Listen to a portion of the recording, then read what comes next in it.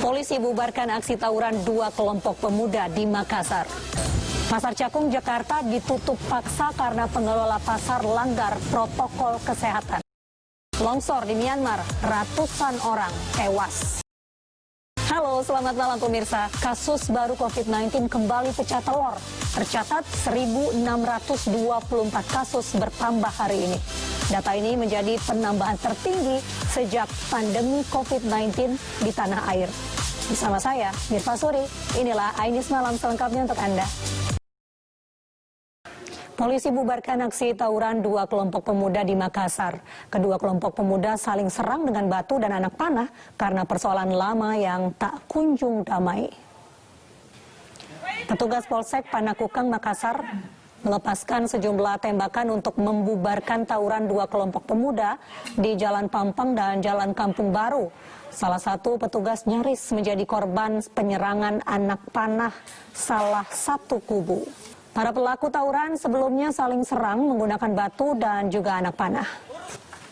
Polisi mengamankan puluhan anak panah di TKP dan menemukan bangku serta karung yang dijadikan para pelaku tawuran untuk memblokade jalan. Tawuran yang melibatkan pemuda Kampung Baru dan pemuda Jalan Pampang sudah sering terjadi. Bahkan seorang pemuda dari salah satu kampung tewas saat tawuran beberapa waktu lalu. Unjuk rasa ratusan pengemudi ojek online di Medan, Sumatera Utara berakhir ricuh. Massa yang berusaha masuk ke kantor pengelola ojek online dihalangi polisi. Ratusan pengemudi ojek berusaha masuk ke kantor perwakilan ojek online di Komplek CBD Kota Medan, Sumatera Utara. Massa berusaha terus merangsek membuka blokade polisi. Pengemudi ojek menuntut manajemen tidak bertindak sepihak membuat kebijakan yang merugikan mitra pengemudi. Massa juga menuntut manajemen kembali membuka akun pengemudi yang masih dianggap layak menjadi mitra. Manajemen pengelola ojek online menyayangkan aksi unjuk rasa yang digelar mitra pengemudi. Komunikasi antara manajemen dan mitra pengemudi selama ini berjalan dengan baik. Unjuk rasa mahasiswa menuntut rapid test gratis di Nusa Tenggara Barat berakhir ricuh. Sementara di Polewali Mandar, ratusan mahasiswa berunjuk rasa di depan kantor bupati menuntut perbaikan layanan COVID-19. Warga desa Mompang Julu, Mandailing, Natal, Sumatera Utara memblokade jalan lintas Sumatera Medan Padang. Warga menuntut pembebasan warga yang ditangkap saat aksi demo anarkis menuntut mundurnya kepala desa. Eksekusi rumah serta bangunan cagar budaya di Menteng, Jakarta berlangsung ricuh. Dua orang ditangkap polisi karena melawan. Puluhan mahasiswa menggelar unjuk rasa di depan gedung Kemendikbud pada Kamis siang. Mereka menuntut pemerintah memberikan keringanan biaya kuliah selama pandemi COVID-19.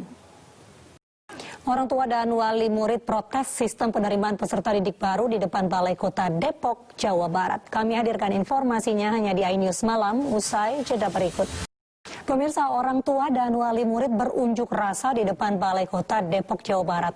Mereka memprotes sistem penerimaan peserta didik baru PPDB yang dinilai tidak adil bagi siswa dari keluarga miskin. Kerumunan para pencari kerja di sebuah gerai makanan cepat saji dibubarkan. Pasalnya para pencari kerja dan pembuka lowongan kerja mengabaikan protokol kesehatan. Pasar Cakung, Jakarta Timur ditutup paksa selama 3 hari karena pengelola pasar tidak mematuhi protokol kesehatan.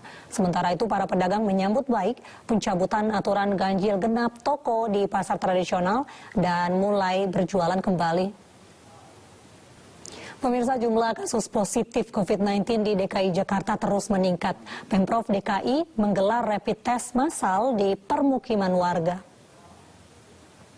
Pemirsa, 255 anak buah kapal MV Amsterdam tiba di dermaga JICT Tanjung Priok, Jakarta Utara. Kami hadirkan informasinya sesaat lagi. Angka kasus baru COVID-19 menembus 1.624 kasus. Bahkan dalam sebulan terakhir, kasus baru COVID-19 cenderung meningkat setelah sejumlah provinsi melonggarkan aturan pembatasan sosial berskala besar. Lalu seperti apa penerapan protokol kesehatan di dunia kerja? Kita simak penuturan anggota tim komunikasi publik gugus tugas COVID-19, Reisa Broto Asmoro. Pemirsa, 255 anak buah kapal MV Amsterdam tiba di dermaga JICT Tanjung Priok, Jakarta. Sebelum pulang ke daerah masing-masing, mereka akan dikarantina selama 14 hari. Setibanya di tanah air, 225 anak buah kapal Amsterdam yang sudah 1 tahun berada di kapal langsung menjalani karantina di hotel. Sebelum berangkat ke lokasi karantina, satu persatu anak buah kapal beserta barang bawaan diperiksa dan disemprot cairan disinfektan. Anak buah kapal MV Amsterdam adalah awak kapal ke-19 yang tiba di tanah air melalui Pelabuhan Tanjung Priok. Mereka mengikuti program repatriasi warga negara Indonesia yang berada di luar negeri setelah pandemi COVID-19 merebak. Dan hingga kini pemirsa, masih ada beberapa kapal pesiar yang berada di perairan internasional dan belum memulangkan anak buah kapalnya ke negara masing-masing. Kementerian Dalam Negeri menggelar lomba inovasi daerah dalam kesiapan tatanan normal baru produktif dan aman COVID-19. Kegiatan lomba digelar dari berbagai sektor, mulai dari pasar tradisional hingga pelayanan terpadu satu pintu. Penyebaran virus corona terus meluas hingga ke berbagai daerah.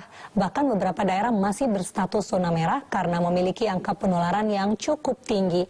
Dan untuk itu pemirsa, diperlukan dukungan dan bantuan untuk tenaga medis di daerah agar mereka bisa mengatasi wabah COVID-19. Pemirsa, mari kita dukung para pejuang kemanusiaan dengan peduli melawan penyebaran virus corona. Bantuan bisa disalurkan melalui rekening yang tertera di layar televisi Anda. Nasabah geruduk pengadilan kawal sidang kasus penundaan kewajiban pembayaran utang koperasi simpan pinjam Indo Surya Cipta. Selengkapnya sesaat lagi usai jeda berikut. Pemirsa, nasabah koperasi simpan pinjam Indo Surya Cipta menggeruduk Pengadilan Negeri Jakarta Pusat. Mereka datang untuk mengawal sidang kasus penundaan kewajiban pembayaran utang dengan total utang yang belum dibayarkan 13,8 triliun rupiah. Kasus gagal bayar koperasi simpan pinjam Indo Surya Cipta mencuat pada Februari kemarin. Koperasi simpan pinjam bernasabah lebih dari 6.000 orang tersebut gagal bayar dana nasabah hingga mencapai 13,8 triliun rupiah. Pandemi COVID-19 berdampak negatif pada sektor usaha sehingga pemberi kerja terpaksa memutus hubungan kerja pada karyawannya. Dan untuk menyikapi adanya lonjakan klaim dengan menerapkan protokol kesehatan, BPJS Jamsostek memberikan pelayanan tanpa kontak fisik. BPJS Kesehatan selalu mencatatkan defisit keuangan sejak lembaga tersebut didirikan tahun 2014. Adapun penyebab masalah defisit BPJS Kesehatan diantaranya banyaknya peserta mandiri yang hanya mendaftar pada saat sakit lalu berhenti membayar iuran setelah mendapatkan layanan kesehatan. Dampak pandemi COVID-19 tidak hanya dirasakan sektor swasta saja. PT Kereta Api Persero juga mencatatkan penurunan pendapatan. Dalam satu hari hanya bisa meraup pendapatan 300 juta rupiah. Hal itu tentu jauh dari sebelum pandemi yang mencapai 23 miliar rupiah. Seorang istri melabrak suaminya di kantor camat karena berselingkuh. Kami hadirkan informasinya usai jeda berikut. Pemirsa, seorang istri melabrak suaminya di kantor camat karena kasus perselingkuhan. Aksi labrak itu membuat karyawan kantor camat heboh hingga keluar ruangan. Pemirsa, kasus perceraian di Sumedang, Jawa Barat meningkat selama pandemi COVID-19. Lebih dari 2.000 warga mengajukan gugatan cerai ke Pengadilan Agama. Mengaku sebagai intel polisi, seorang pria ditangkap atas kasus pencabulan. Pelaku terancam hukuman 12 tahun penjara.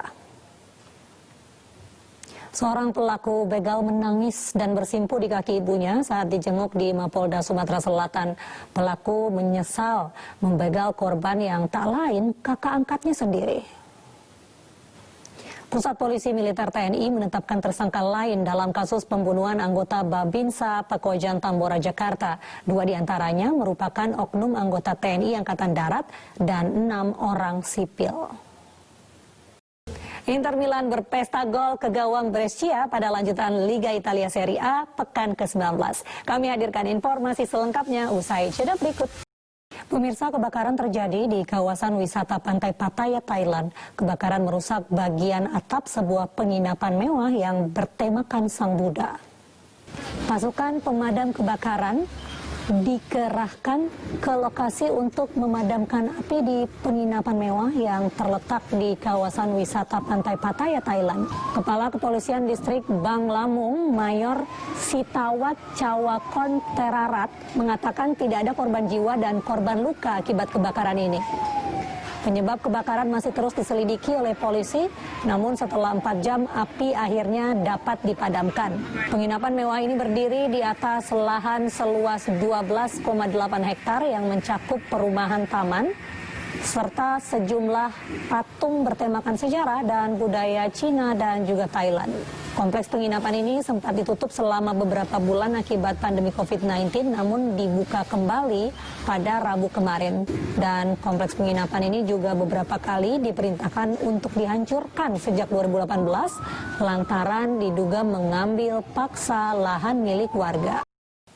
126 orang meninggal dunia karena tanah longsor di lokasi tambang batu giok di Myanmar. Diduga longsor terjadi usai hujan lebat.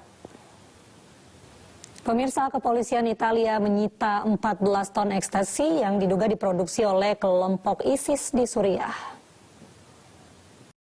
Kita ke dunia olahraga, pemirsa. 2 tim ibu kota Inggris meraih hasil kontras di laga lanjutan Liga Primer Inggris. Arsenal menang telak 4-0 atas Norwich City, sementara Chelsea harus takluk 2-3 dari West Ham United. Inter Milan pesta gol ke gawang Brescia pada lanjutan Liga Italia Serie A pekan ke-19.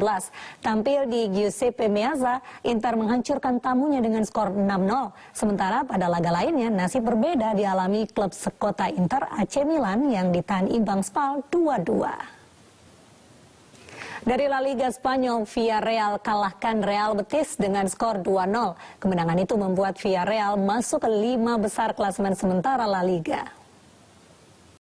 Pemirsa, informasi olahraga tadi menutup jumpa kita dalam iNews Malam. Akhirnya saya, Mirva Suri, dan kerabat kerja yang bertugas undur diri. Terima kasih, selamat malam, sampai jumpa.